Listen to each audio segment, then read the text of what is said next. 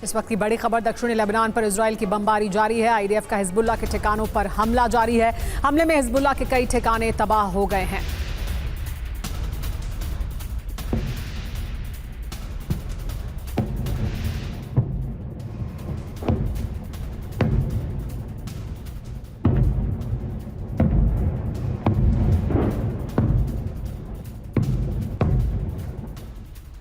तो Israeli defence force ने Hezbollah के खिलाफ एक नया ऑपरेशन शुरू किया है। कफर तिब्नित अली ताहिर में भारी जंग जारी है। लेबनान के नबातिये के अंदर कई हवाई हमले हुए हैं। रात भर चली फायरिंग में दोनों तरफ भारी नुकसान हुआ है।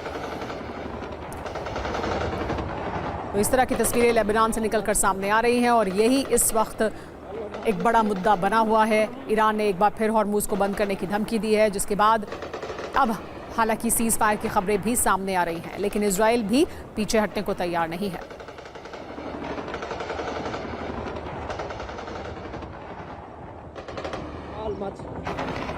दक्षिणी लेबनान पर इजराइल की रात भर बमबारी हुई है। हिजबुल्लाह के ठिकानों पर मिसाइल से हमले किए गए हैं। इजरायली हमलों में कम से कम 47 लोगों की मौत हुई है। लेबनान के स्वास्थ्य मंत्रालय ने यह बड़ा दावा किया है।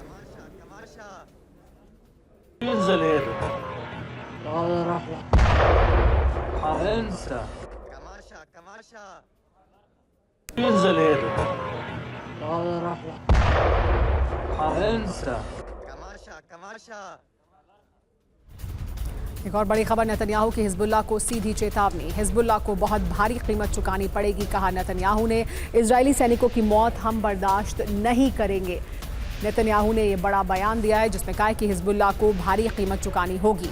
यानी हिजबुल्लाह के मुद्दे पर, लेबनान के मुद्दे पर पीछे हटने को तैयार नहीं है नेतन्याहू अभी तक।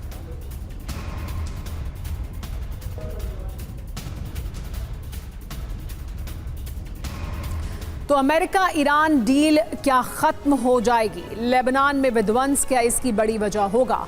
अमेरिका ईरान डील के बाद भी लेबनान पर हमले जारी हैं। इजराइल के हमलों में करीब 47 लोगों की मौत हुई है। मिसाइल हमलों में हिजबुल्लाह के कई ठिकाने तबाह हो गए हैं। साउथ लेबनान के 6 से ज्यादा शहरों पर बमबारी हुई है। टारगेट पर हिजबुल्लाह के वेपन डिपो और कंट्रोल सेंटर हैं। इजरायली डिफेंस फोर्स का दावा यह है कि हिजबुल्लाह के हमलों के जवाब में वो पलटवार कर रहा है। हिजबुल्लाह के हमलों में आईडीएफ के 4 जवानों की मौत हुई है। लेबनान की सीमा से 10 किलोमीटर अंदर तक कब्जा किया गया है। सबसे बड़ा सवाल ये है कि नेतन्याहू आखिर चाहते क्या हैं? क्या लेबनान का मोर्चा अब ईरान से ज्यादा अमेरिका और इजराइल के रिश्तों की परीक्षा बनने जा रहा है? क्या इजराइल धीरे धीरे ग्रेटर इजराइल के नक्शे की तरफ बढ़ रहा है? लेबनान की जमीन पर जो नई रेखाएं खींची गई हैं, वो सिर्फ सैन्य नक्शे का हिस्सा नहीं है, बल्कि ये लकीरें अब पश्चिम एशिया की राजनीति को बदलने वाली नई हकीकत बन सकती हैं। यानी इजराइल का नक्शा एक बार फिर बदल सकता है। इजरायली अखबार मारिफ की रिपोर्ट में कहा गया है कि तेल अवीव को डर है कि सार्वजनिक मतभेद आगे चलकर ठोस अमेरिकी कदमों में बदल सकते हैं, जिसमें हथियारों की आपूर्ति में देरी हो सकती है और सैन्य सहायता बंद हो सकती है।